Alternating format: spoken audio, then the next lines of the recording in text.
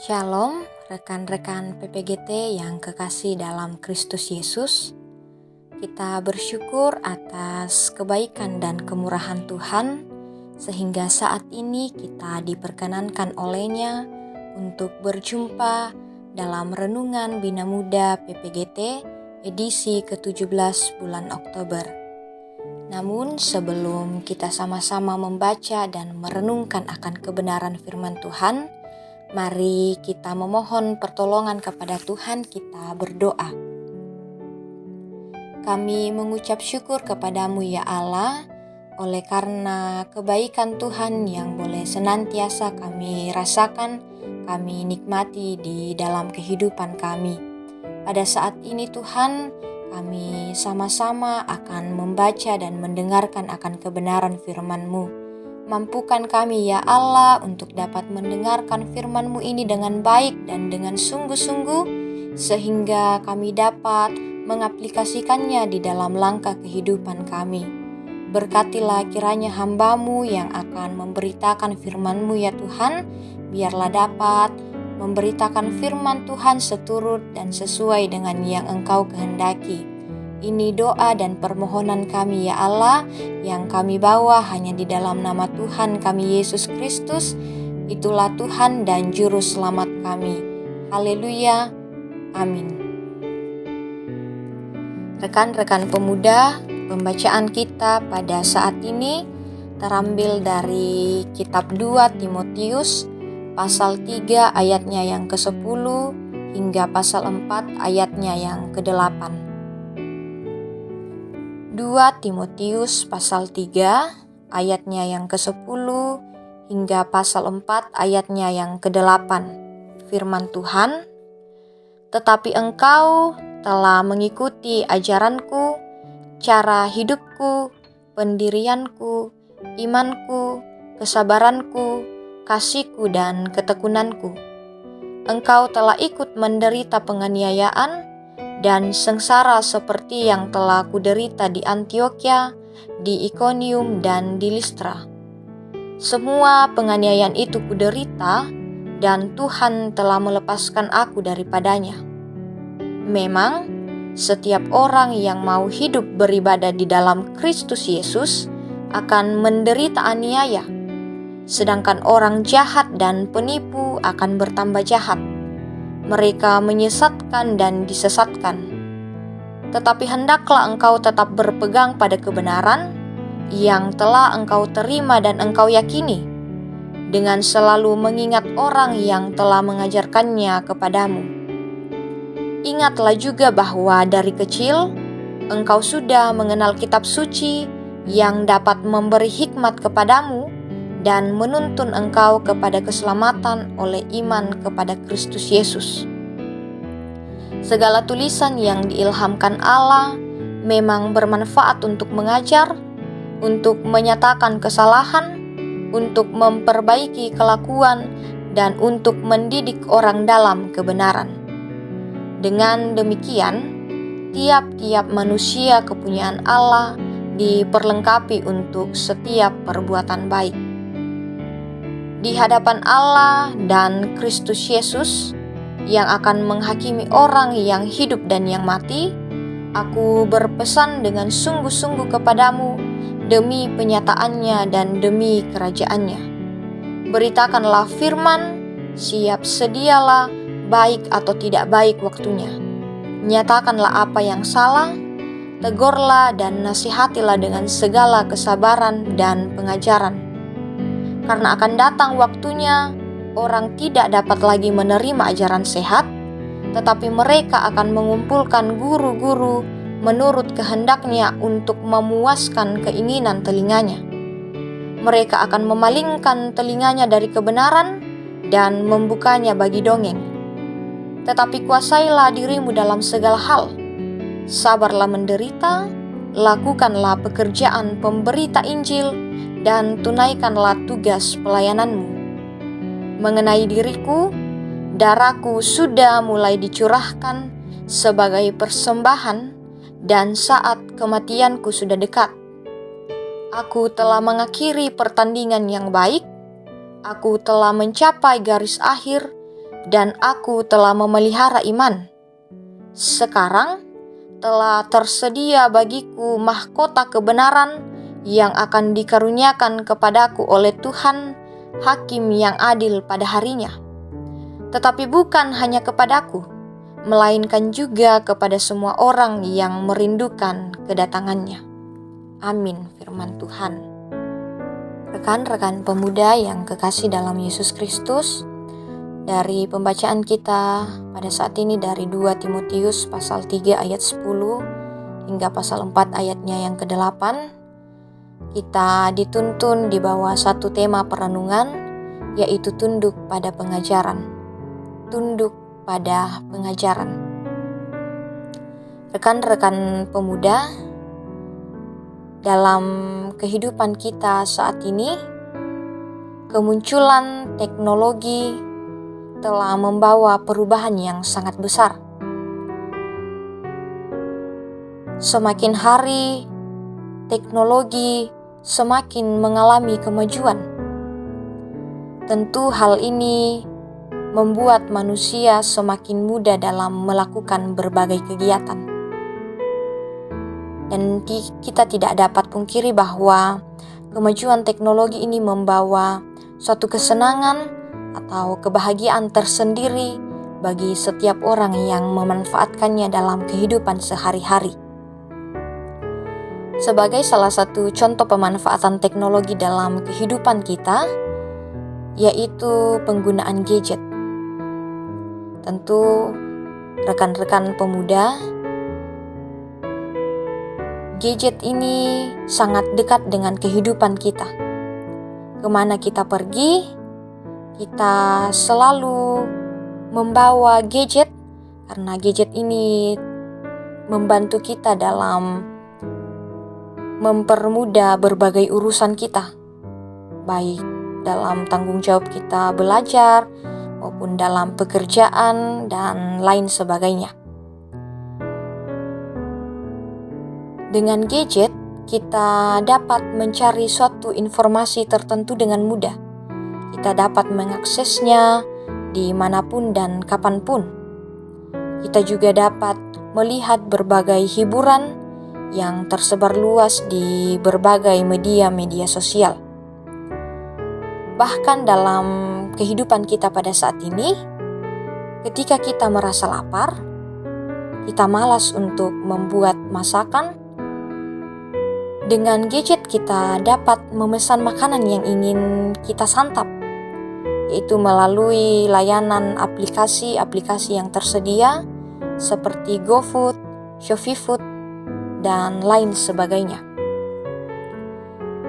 Dengan segala kesenangan dan kemudahan yang ditawarkan pada saat ini, tentu menjadi suatu tantangan bagi kita kaum muda, di mana dengan kesenangan dan kemudahan yang ada, membuat kita cenderung menghindari hal-hal yang rumit, dan bahkan kita cenderung mudah menyerah jika diperhadapkan pada suatu tantangan, kesusahan, kesedihan yang kita alami.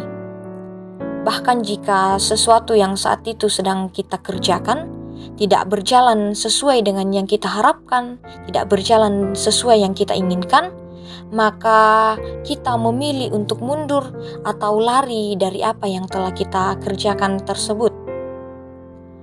Padahal, rekan-rekan pemuda, perlu kita sadari bahwa dalam realitas kehidupan kita, silih berganti tantangan, kesusahan, kesedihan itu kita alami.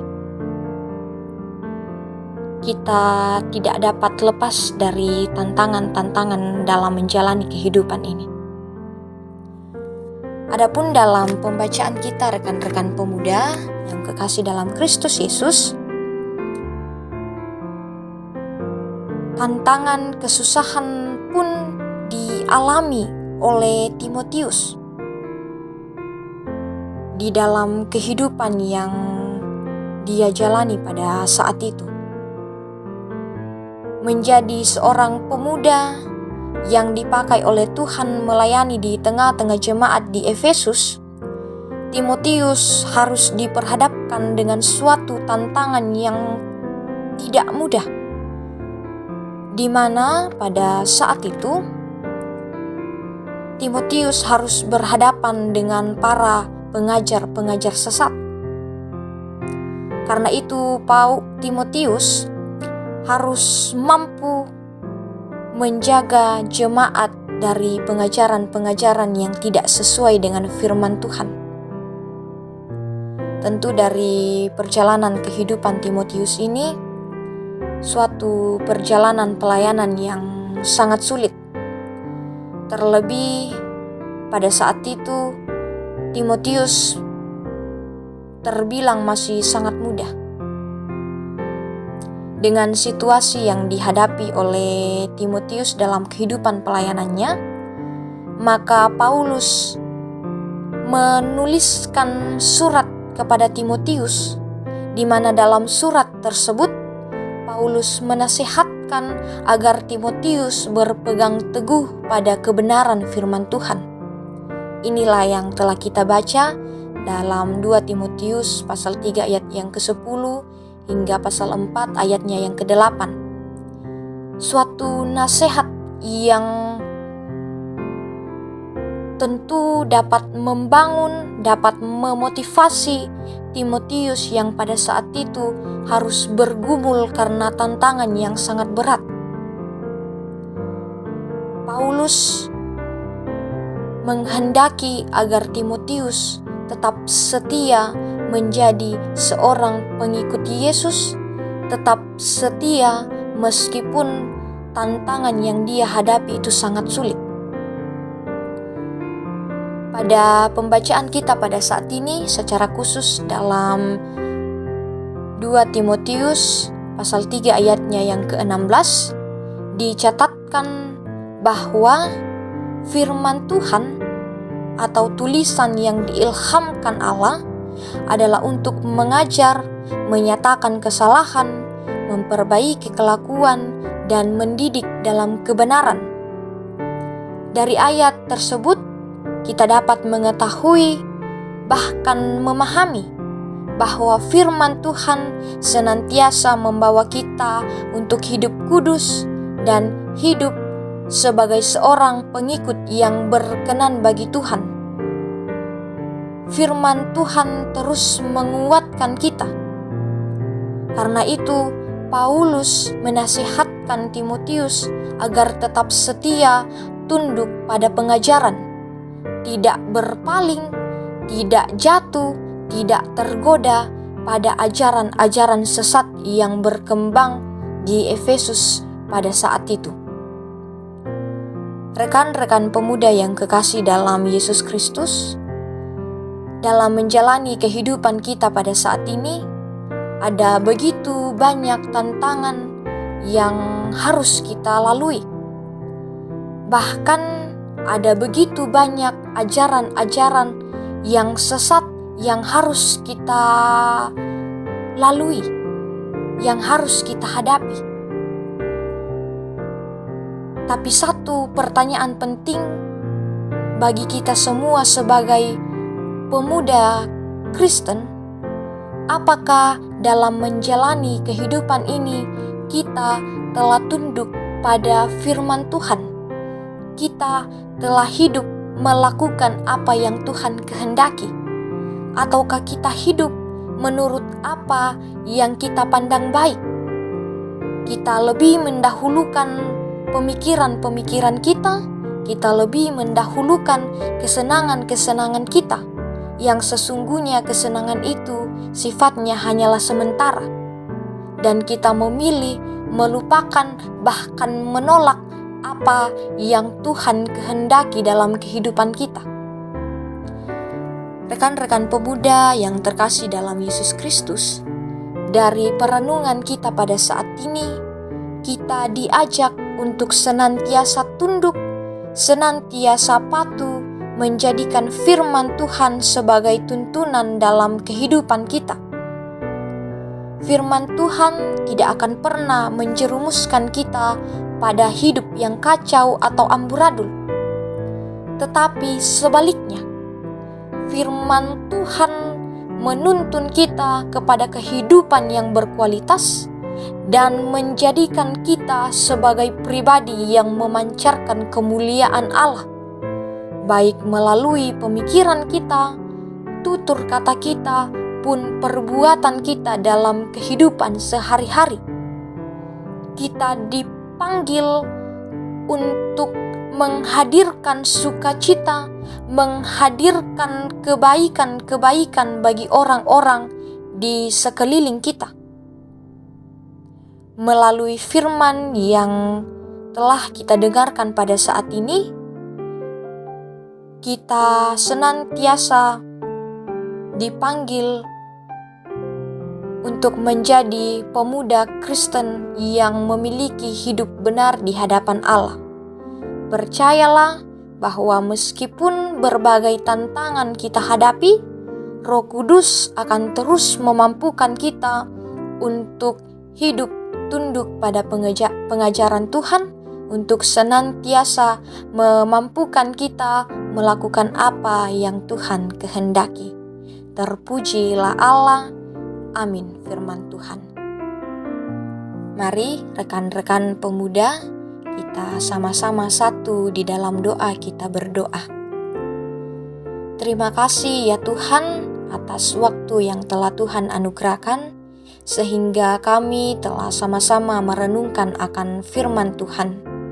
Kami mau untuk Engkau ajar, kami mau untuk Tuhan tuntun dalam kehidupan kami, sehingga kami sebagai pemuda Kristen dapat betul-betul hidup melakukan apa yang Tuhan kehendaki, menjadi berkat bagi setiap orang yang ada di sekitar kami. Kuatkan dan teguhkan iman kami Tuhan, sehingga kami dapat terus hidup percaya kepada Tuhan, bahkan menyerahkan kehidupan kami ke dalam tangan pengasihan-Mu. Berkati dalam kehidupan masa muda kami ya Allah, kiranya kami dapat memakai masa muda kami untuk melayani sesama kami, dan itu semua hanya demi kemuliaan akan nama Tuhan. Senantiasa sertai, berkati kami dalam kehidupan yang masih Tuhan anugerahkan ini ya Allah, karena kami percaya bahwa kami tidak mampu melalui kehidupan ini tanpa pertolongan belas kasihan-Mu ya Tuhan. Ampuni salah dan dosa kami, di dalam nama Yesus Kristus kami berdoa. Amin.